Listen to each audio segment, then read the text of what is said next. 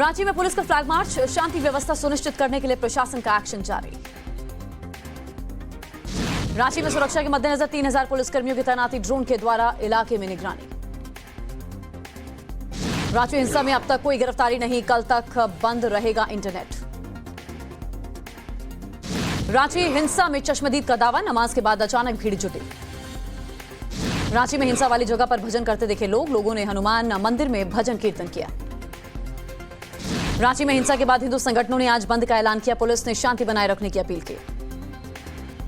रांची में प्रदर्शनकारियों के पथराव में एसपी सिटी अंशुमन कुमार जख्मी, मौके पर तैनात 12 पुलिसकर्मियों के भी जख्मी होने की खबर। रांची में हिंसा के बाद पूरे शहर में कर्फ्यू लगा दिया गया है, धारा 144 लागू है।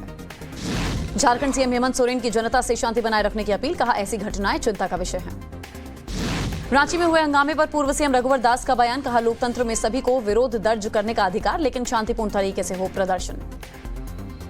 यूपी में हिंसक प्रदर्शन पर सीएम योगी सख्त, कानपुर में उपद्रवियों की अवैध संपत्तियों पर चला बुलडोजर, सीएम योगी ने कहा हिंसा के दोषियों पर सख्त कार्रवाई की जाए। कानपुर हिंसा का मास्टरमाइंड हयात तसेमी और पीएफआई के संपर्क में, ड्रग्स कारोबारियों से हयात का कनेक्शन, पुलिस का कोर्ट में दावा। कानपुर में जॉइंट कमिश्नर आनंद प्रकाश ने कहा हाशमी के करीबी के अवैध संपत्ति पर बुलडोजर चलाया। बुलडोजर कार्रवाई पर बीजेपी प्रदेश अध्यक्ष का ट्वीट, जिनके खुद के घर पर बुलडोजर साया होता है वो दूसरों पर पत्थर नहीं फेंकते। टीम 9 की बैठक में सीएम योगी आदित्यनाथ के सख्त निर्देश, कई शहरों में माहौल बिगाड़ने का प्रयास, अराजक तत्वों पर हो कठोर कार्रवाई, किसी निर्दोष को ना मिले सजा। कानून व्यवस्था पर सीएम योगी आदित्यनाथ की बड़ी बैठक शाम 6:30 बजे होगी, सभी जिलों के डीएम, एसपी, एसएसपी, कमिश्नर समेत आला अधिकारी शामिल होंगे। यूपी के ADG law and order Prashant Kumar ने कहा कुछ लोगों ने शांति व्यवस्था भंग की है, हिंसा के कई आरोपियों की गिरफ्तारी, नुकसान की वसूली करेंगे। प्रयागराज हिंसा पर बोले एडीजी जोन प्रेम प्रकाश, कहा यह सुनियोजित साजिश का हिस्सा है, इस तरह के बवाल के इनपुट पुलिस और प्रशासन को पहले से मिले थे। एडीजी प्रेम प्रकाश ने कहा हिंसा के पीछे एआईएमआईएम के नेताओं का हाथ, कुछ लोगों ने पुलिस के साथ वादाखिलाफी की, सीएए एनआरसी प्रदर्शन में शामिल लोग भी हिंसा में पीछे थे। एडीजी के मुताबिक छोटे बच्चों को आगे कर गोरिल्ला वॉर किया गया, हमले में कुछ पुलिसकर्मियों और मीडिया कर्मियों को चोट आई है, उपद्रवियों पर एनएसए और गैंगस्टर एक्ट के तहत कार्रवाई की जाएगी। प्रयागराज हिंसा पर एसएसपी का बयान, कहा कुछ लोगों ने बच्चों को बहकाया है, 50 से ज्यादा लोग हिरासत में, सख्त कार्रवाई की जाएगी। प्रयागराज एसएसपी ने कहा व्हाट्सएप ग्रुप के जरिए लोगों को बुलाया गया, हिंसा का मास्टरमाइंड मुख्य आरोपी जावेद अहमद के मोबाइल से भड़काऊ कंटेंट मिला है। वहीं प्रयागराज में उपद्रवियों पर मुकदमा दर्ज हुआ है, 1000 उपद्रवी बताए जा रहे हैं, उग्र प्रदर्शन करने पर खुलदाबाद करौली में केस दर्ज, धारा 144 के उल्लंघन और पुलिस बल पर हमले का मामला दर्ज। प्रयागराज के अटाला इलाके में कल हुई पत्थरबाजी की घटना के बाद आज हालात सामान्य, मौके पर भारी पुलिस बल की तैनाती। हिंसा के बाद एक्शन में उत्तर प्रदेश प्रशासन, अब तक 227 की गिरफ्तारी, प्रयागराज में 68 और हाथरस में 50 लोगों को अरेस्ट किया गया। सहारनपुर में हंगामा करने वाले अब तक 48 गिरफ्तार, बिना इजाजत जो जुलूस निकालने का आरोप है, वीडियो फुटेज के आधार पर प्रदर्शनकारियों की पहचान हो रही है। सहारनपुर में गिरफ्तार आरोपियों को पुलिस ने जेल भेजा, सीईओ और एसडीएम हिंसा वाली जगह पेट्रोलिंग कर रहे हैं। एसएसपी सहारनपुर आकाश तोमर ने कहा विरोध प्रदर्शन के मामले में हमने अब तक 4 एफआईआर दर्ज की है, सोशल मीडिया और सीसीटीवी फुटेज की मदद से 277 लोगों की पहचान की गई। यूपी के मुरादाबाद में लोगों का प्रदर्शन, जुमे की नमाज के बाद बड़ी संख्या में लोगों ने नारेबाजी की, लगाए धार्मिक नारे। यूपी के एसीएस होम अवनीश अवस्थी का बयान, कहा शांति व्यवस्था बनी हुई है, किसी भी प्रकार से शांति भंग नहीं होनी चाहिए, पुलिस एक्शन ले रही है। हावड़ा जिले के उलुबेरिया इलाके में 15 जून तक curfew, national highway railway station पर धारा 144। वहीं हिंसा के बाद हावड़ा के कई इलाकों में धारा 144 लागू, 13 जून की सुबह तक लागू रहेगी धारा 144, इंटरनेट सेवा भी ठप रहेगी। पश्चिम बंगाल के हावड़ा में फिर से भड़की हिंसा, उपद्रवियों ने कई इलाकों में पत्थरबाजी की, पुलिस ने आंसू गैस के गोले छोड़े। हावड़ा में हिंसा के आरोप में अब तक 70 की गिरफ्तारी हुई, कल जमकर हंगामा और आगजनी भी हुई थी। पश्चिम बंगाल के हावड़ा में उपद्रवियों का पुलिस पर हमला, पुलिस चौकी और पुलिस की गाड़ी में लगाई आग। कलकत्ता में बांग्लादेश उच्चायोग के बाहर फायरिंग की सीसीटीवी फुटेज सामने आई, सुरक्षाकर्मियों की फायरिंग में एक महिला की मौत हो गई थी। पश्चिम बंगाल बीजेपी के उपाध्यक्ष सौमित्र खान ने अमित शाह को खत लिखा, खराब माहौल का हवाला देते हुए राज्य में सेंट्रल फोर्सेस की तैनाती की मांग की। बिहार के भोजपुर में भी हेट स्पीच के खिलाफ मचा बवाल, प्रदर्शनकारियों ने जमकर नारेबाजी की, अलर्ट मोड पर पुलिस प्रशासन। नालंदा में जुमे की नमाज के बाद एसडीपीआई कार्यकर्ताओं ने प्रदर्शन किया। भड़काऊ बयानबाजी के खिलाफ नारेबाजी की। हेट स्पीच के खिलाफ छिंदवाड़ा में लोगों ने सड़कों पर नारेबाजी की। राष्ट्रपति के नाम जिला प्रशासन को सौंपा ज्ञापन। महाराष्ट्र के नवी मुंबई में महिलाओं का प्रदर्शन। बुर्का पहन सड़कों पर उतरी हजारों प्रदर्शनकारी, जमकर नारेबाजी की। औरंगाबाद में हिंसा मामले में 200 लोगों के खिलाफ एफआईआर दर्ज। अलग अलग धाराओं के तहत मामला दर्ज हुआ। जामा मस्जिद प्रोटेस्ट मामले में अज्ञात लोगों के खिलाफ एफआईआर दर्ज। दिल्ली पुलिस ने सेक्शन 188 के तहत मामला दर्ज किया। दिल्ली पुलिस ने प्रदर्शनकारियों की पहचान की। जामा मस्जिद के बाहर प्रदर्शन पर शाही इमाम का बयान। कहा, हमने नहीं बुलाया। प्रदर्शनकारी एआईएमआईएम या ओवैसी के कार्यकर्ता हो सकते हैं। दिल्ली की जामिया यूनिवर्सिटी में छात्रों का प्रदर्शन। यूनिवर्सिटी कैंपस के अंदर छात्रों ने नारेबाजी की। जम्मू के डोडा में मस्जिद के पास पत्थरबाजी हुई। जामिया मस्जिद के बाहर हुई पत्थरबाजी। पुलिस ने भीड़ पर आंसू गैस के गोले दागे। श्रीनगर, बडगाम समेत कश्मीर के कई इलाकों में इंटरनेट सेवाएं ठप। सोशल मीडिया पोस्ट के कारण तनाव बढ़ने के बाद फैसला लिया गया। जम्मू कश्मीर के रामबन, बादेरवा और किश्तवाड़ में दूसरे दिन भी कर्फ्यू जारी। विवादित सोशल मीडिया पोस्ट के बाद इंटरनेट सेवाएं बंद। हेट स्पीच मामले में जितेंद्र नारायण त्यागी को मिली धमकी। त्यागी ने बताया, इकबाल कास्कर के भाई ने गर्दन काटने की धमकी दी है। कई दिनों से लगातार मिल रही थी धमकियां। यूपी के सीएम योगी आदित्यनाथ को जितेंद्र त्यागी ने खत लिखा है। धमकी मामले में सख्त कार्रवाई की अपील की है। लखनऊ के थाना चौक पुलिस स्टेशन में मुकदमा दर्ज कराने की मांग की है। सिद्धू मूसेवाला हत्याकांड में स्पेशल सेल ने 4 शूटर्स की पहचान की। आरोपी महाकाल ने बताया, सबको मिले 3 लाख रुपए। विक्रम बराड़ ने हत्या के लिए अरेंज किए थे शूटर्स। सलमान खान की हत्या की साजिश के मामले में आरोपी महाकाल का खुलासा। बताया, 2018 में ही राइफल के साथ की गई थी रेकी। हरियाणा राज्यसभा चुनाव के नतीजे घोषित। अजय माकन हारे। बीजेपी के कृष्णलाल पवार और बीजेपी समर्थित उम्मीदवार कार्तिकेय शर्मा को जीत मिली है। राजस्थान से बीजेपी विधायक शोभा रानी सस्पेंड। राज्यसभा चुनाव में क्रॉस वोटिंग के आरोप में पार्टी ने सस्पेंड किया। राज्यसभा चुनाव में राजस्थान से कांग्रेस ने जीती 3 राज्यसभा सीट। रणदीप सुरजेवाला, प्रमोद तिवारी, मुकुल वासनिक जीते। महाराष्ट्र में शिवसेना एनसीपी गठबंधन को लगा कड़ा और बड़ा झटका। बीजेपी ने 6 में से 3 राज्यसभा सीटों पर जीता चुनाव। केंद्रीय मंत्री पीयूष गोयल को जीत हासिल हुई। राज्यसभा चुनाव में मिली जीत के बाद केंद्रीय मंत्री पीयूष गोयल का देवेंद्र फडणवीस को शुक्रिया। कहा, महाराष्ट्र की जनता बीजेपी के साथ है।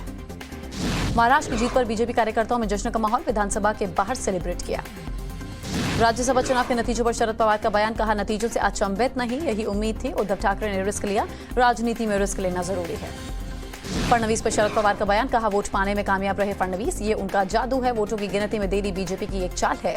इससे सरकार की स्थिरता पर कोई असर नहीं। राज्यसभा चुनाव को लेकर भड़के संजय राउत। कहा, चुनाव आयोग ने बीजेपी का पक्ष लिया। हमारे एक वोट को भी अमान्य घोषित किया। मानहानि केस में संजय राउत को मझगांव कोर्ट का समन 4 जुलाई को पेश होने का आदेश दिया। बीजेपी नेता किरीट सोमैया की पत्नी मेधा सोमैया ने दायर किया था मानहानि का मुकदमा। शिवसेना के राज्यसभा उम्मीदवार संजय पवार को मिली हार। बीजेपी के संजय महादिक ने मात दी है।